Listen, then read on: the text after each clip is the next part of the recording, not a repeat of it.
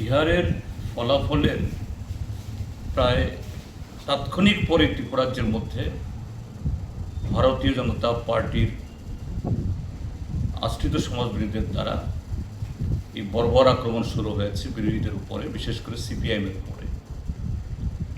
এমনকি তাদের একজন কার্যকর্তা প্রকাশ্যে ক্যামেরার সামনে বলছেন যে সিপিআইএমকে এবং তাদের যদি কোনো কর্মসূচি তারা করে তাদের দৈহিকভাবে আক্রমণ করা হবে, তাদের শিক্ষা দেওয়া হবে। এই ঘটনাগুলি কি প্রমাণ করে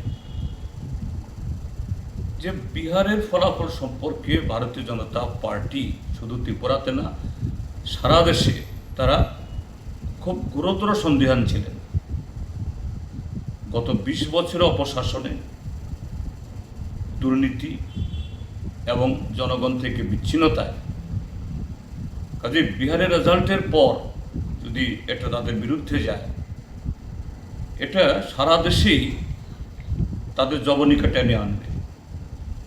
এই ত্রিপুরাজ্যের মধ্যেও, যদিও বিহারের নির্বাচন, কিন্তু ত্রিপুরাজ্যের মধ্যে এদের হৃদকম্পন শুরু হয়েছিল।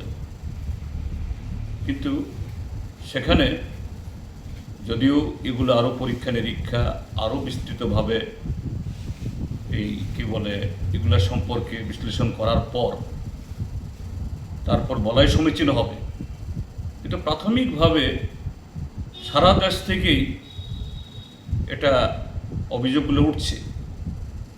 বিভিন্ন মিডিয়া থেকে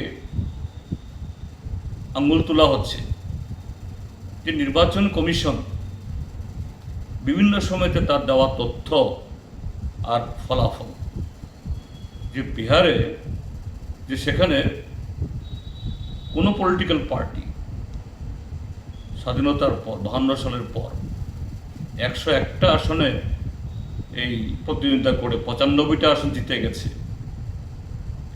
এবং সেখানে প্রায় 70% কাছাকাছি ভোট পেয়েছে। এটা বিহারের ইতিহাস কখনো হয়নি।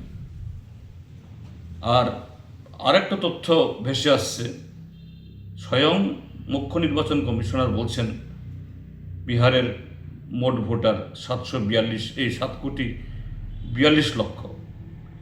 আবার ভোটের পরে হিসাব বেরোচ্ছে ভোট পড়েছে 7,45,00,000।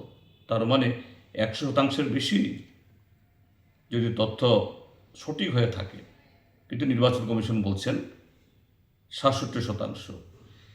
তো এই ক্ষেত্রেতেই কী ধরনের গোঁজামি, কী ধরনের যে শাক দিয়ে মাছ ঢাকার অপচেষ্টা, এখানেই শেষ না।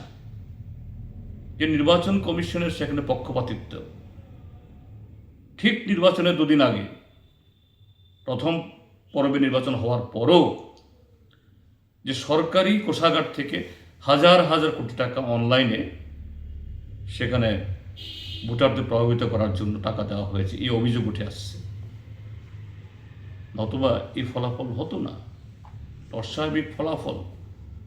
কাজেই এইভাবে একটা ম্যানিপুলেশন করে এই ফল হওয়ার পর ত্রিপুরাজ্যের বিজেপির যারা এই দিন গুনছিল, হাফ ছেড়ে তারা বেঁচেছে। কাজেই এই যে অস্বাভাবিক প্রতিক্রিয়া, ঠিক আছে বিহারে তারা জিতেছে, বাজি পটকা ফাটাতেই পারে, বিজয় মিছিল করতেই পারে, কেউ আপত্তি করবে না। কিন্তু এটা কোন ধরনের বিকৃত মানসিকতা? অন্য দলের পার্টি অফিস লুট করতে হবে, বিধায়কের নেতৃত্বে আগুন লাগাতে হবে, বাড়িঘর জ্বালিয়ে দিতে হবে, দোকানপাট লুট করতে হবে, মোটা দানের চাঁদা তুলতে হবে। এই হলো ভারতীয় জনতা পার্টি। গণতন্ত্রের প্রতি তাদের কোনোদিন শ্রদ্ধা ছিল না, এখনও নেই, থাকবে না। শুধু তাদের বিরুদ্ধে নিন্দা বাক্য নয়,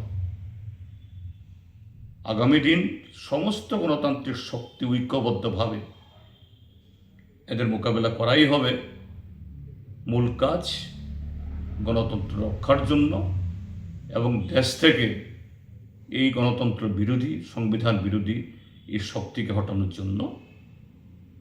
আজকে হয়তোবা এইভাবে 2-1টা এই প্রতিষ্ঠানকে ভাড়া করে সাহায্য নিয়ে টিকে যাচ্ছে, কিন্তু অনন্তকাল এভাবে যাবে না। মানুষ ইচ্ছার কথা বলবে।